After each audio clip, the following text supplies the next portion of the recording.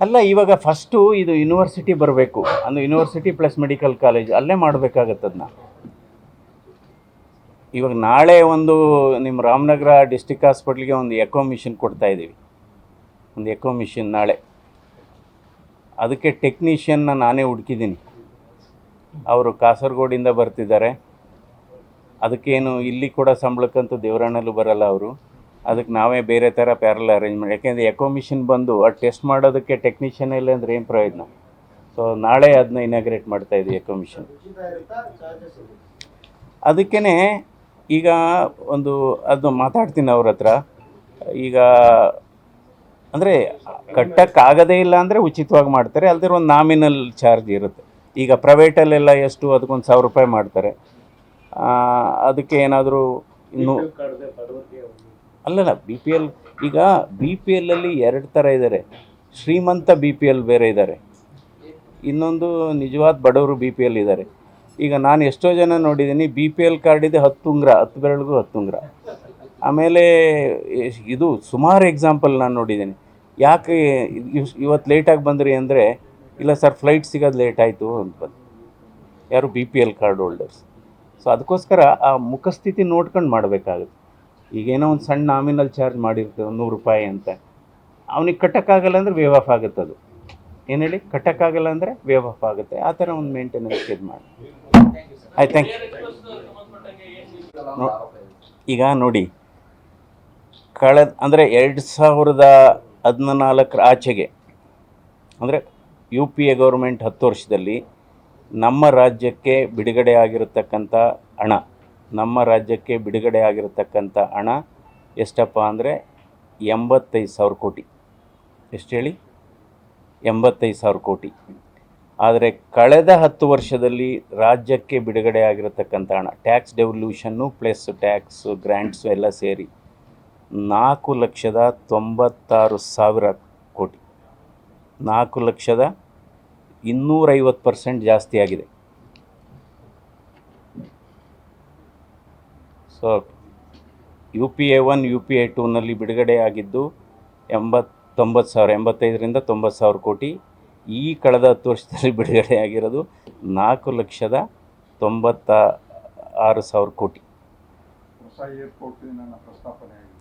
ಅಲ್ಲ, ಎನಿವೆ ಅದರ ಅವಶ್ಯಕತೆ ಇದೆ. ಇವತ್ತು ಬೆಂಗಳೂರು 1.5 ಕೋಟಿ ಜನಸಂಖ್ಯೆ ಇದೆ, ಸುಮಾರು 750 ಮಲ್ಟಿನ್ಯಾಷನಲ್ ಕಂಪ್ನೀಸ್ ಇದೆ, ಇದಾಗ್ತಾ ಇದೆ. ಸೊ 2ನೇ ಏರ್ಪೋರ್ಟ್ಗೆ ಅವಶ್ಯಕತೆ ಇದೆ ಅಂತ ನಾನು ಕೂಡ ಪ್ರಸ್ತಾವನೆ ಕೊಟ್ಟಿದ್ದೇನೆ. ಯಾಕೆಂದರೆ ಬೆಂಗಳೂರು ಎಲ್ಲ MPಸು ಎಲ್ಲ ಸೇರಿ ಕೊಟ್ಟಿದ್ದೇವೆ. ಆಮೇಲೆ ಸನ್ಮಾನ್ಯ ದೇವೇಗೌಡರು ಕೂಡ ರಾಜ್ಯಸಭೆಯಲ್ಲಿ ಇದ್ರ ಬಗ್ಗೆ ಹೆಚ್ಚು ಮಾತಾಡಿದ್ದಾರೆ. 2ನೇ ಏರ್ಪೋರ್ಟು ಅವಶ್ಯಕತೆ ಇದೆ, ಅದರ ಬಗ್ಗೆ ಏನು ಅನುಮಾನ ಇಲ್ಲ. ಸೊ ಅದಕ್ಕೆ ಒಂದು ಎಕ್ಸ್ಪರ್ಟ್ ಕಮಿಟಿ ಅಂತ ಎಲ್ಲ ಇರುತ್ತೆ, ಅದು ಮುಂದಿನ ದಿನಗಳಲ್ಲಿ ಯಾವ ರೀತಿ ಚಾಲನೆ ಇದೆ. ಶಾಸಕರುಗಳು ಆರೋಪ ಮಾಡ್ತಿದ್ದಾರೆ ಎಲ್ಲ ಕಡೆ ಕಳಪೆ ಕಾಮಗಾರಿ ಆಗಿದೆ. ಇಲ್ಲ, ನಾನು ಒಂದು 6-7 ಹಳ್ಳಿ ವಿಸಿಟ್ ಮಾಡಿದ್ದೀನಿ. ಯಾವುದು, ಶಾನ್ಭೋಗ್ನಹಳ್ಳಿ, ಕ್ಯಾಸಾಪುರ, ಕಣ್ವ, ಚಾಮನಹಳ್ಳಿ, ಒಂದು 4-5 ಹಳ್ಳಿ ವಿಸಿಟ್ ಮಾಡಿದಾಗ ಅದೇ ಅಲ್ಲೆಲ್ಲ ಚೆನ್ನಾಗಿದೆ, ನೋಡಿದೆ. ನಾನೇ ಮನೆಗೆ ಹೋಗಿ ಎಲ್ಲ ನೋಡಿದ್ವಿ. ಬಟ್ ಎಲ್ಲ ಕಡೆ ಈಗ ನಾವು ಸಂಬಂಧಪಟ್ಟ ಅಧಿಕಾರಿಗಳಿಗೆ ಹೇಳಿದ್ದೇವೆ, ಎಲ್ಲ ಆಡಿಟ್ ಮಾಡಿ ಏನು ವರ್ಕ್ ಆಗ್ತಾ ಇದೆಯಾ, ಕಳಪೆ ಕಾಮಗಾರಿ ಆಗಿದೆಯಾ ಅದ್ರ ಬಗ್ಗೆ. ಸೊ ನಾನು ಒಂದು 6-7 ಹಳ್ಳಿ ವಿಸಿಟ್ ಮಾಡಿದ್ದೀನಿ, ಆಲ್ರೆಡಿ ಒಂದು 3-4 ವಾರ ಆಯಿತು ಅನಿಸುತ್ತೆ. ಈ ಬಜೆಟಲ್ಲಿ ಮೇಕೆದಾಟು ಮತ್ತು ಮಹದಾಯಿ ಯೋಜನೆ ಬಗ್ಗೆ ಸಾಕಷ್ಟು ನಿರೀಕ್ಷೆ ಇಟ್ಕೊಂಡಿದ್ದು ರಾಜ್ಯ ಜನ. ಕೇಂದ್ರ ಸರ್ಕಾರ ಎಲ್ಲ ನೀರಾವರಿ ಯೋಜನೆಗಳಿಗೆ ಒಪ್ಪಿಗೆ ಕೊಡೋದ್ರಲ್ಲಿ ಏನಾದರೂ ಹಿಂದೇಟ್ ಆಗ್ತಾ ಇದೆ ಅಂತ, ರಾಜ್ಯಕ್ಕೆ ಅನ್ಯಾಯ ಆಗ್ತಾ ಅಲ್ವಾ ಈ ಬಗ್ಗೆ ಅಂತ? ಇಲ್ಲ, ಈಗೇನಾಗಿದೆ ಅದೆಲ್ಲ ಬೇರೆ ಬೇರೆ ಹಂತದಲ್ಲಿದೆ.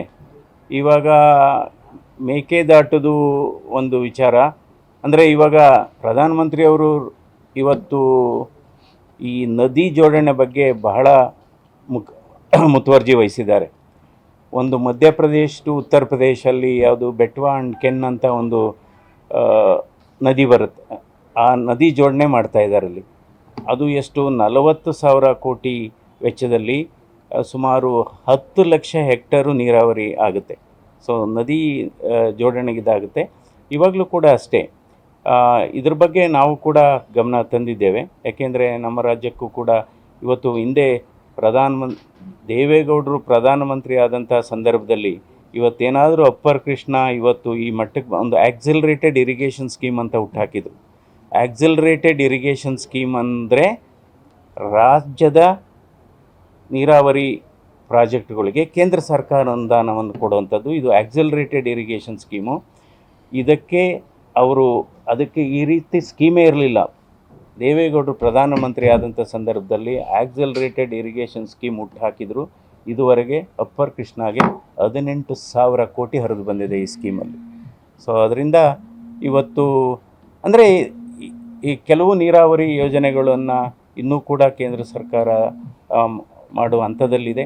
ನಮ್ಗೆ ಒಂದು ಆಶಾಭಾವನೆ ಇದೆ, ಅದು ಮುಂದಿನ ದಿನಗಳಲ್ಲಿ ಆಗುತ್ತೆ. ಸಿಬ್ಬಂದಿ ನೇಮಕಾತಿ ರಾಜ್ಯ ಸರ್ಕಾರ ಮಾಡಿಲ್ಲ. ಈ ವರ್ಷದ ನೋಡಪ್ಪ, medical education is totally A state subject, ಗೊತ್ತಾಯ್ತಾ? ಫಸ್ಟ್ ಆಫ್ ಆಲ್ ಇರೋ ಮೆಡಿಕಲ್ ಕಾಲೇಜಲ್ಲೇ ಡಾಕ್ಟ್ರ್ ಇಲ್ಲ, ನರ್ಸ್ ಇಲ್ಲ, ಟೆಕ್ನಿಷಿಯನ್ ಇಲ್ಲ. ಫಸ್ಟು ಅದೇ ಹೇಳೋದು, ಫಸ್ಟು ನೀವು ಇರೋ ಕಾಲೇಜ್, ಈಗ ರಾಮನಗರ ಡಿಸ್ಟ್ರಿಕ್ಟ್ ಹಾಸ್ಪಿಟ್ಲ್, ಇಲ್ಲೇ ಡಾಕ್ಟ್ರುಗಳಿಲ್ಲ, ನರ್ಸ್ಗಳಿಲ್ಲ, ಟೆಕ್ನಿಷಿಯನ್ ಇಲ್ಲ. ಫಸ್ಟು ಇರೋದನ್ನ ನಾವು ನೇರಪ್ ಮಾಡಬೇಕು.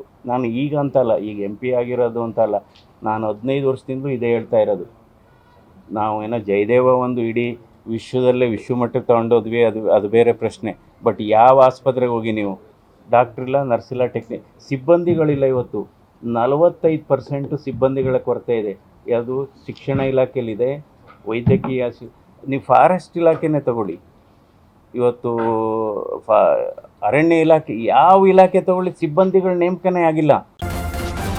ನ್ಯೂಸ್ ಫಸ್ಟ್ ನಿರ್ಭೀತಿಯಿಂದ ನಿಮ್ಮ ಪರವಾಗಿ.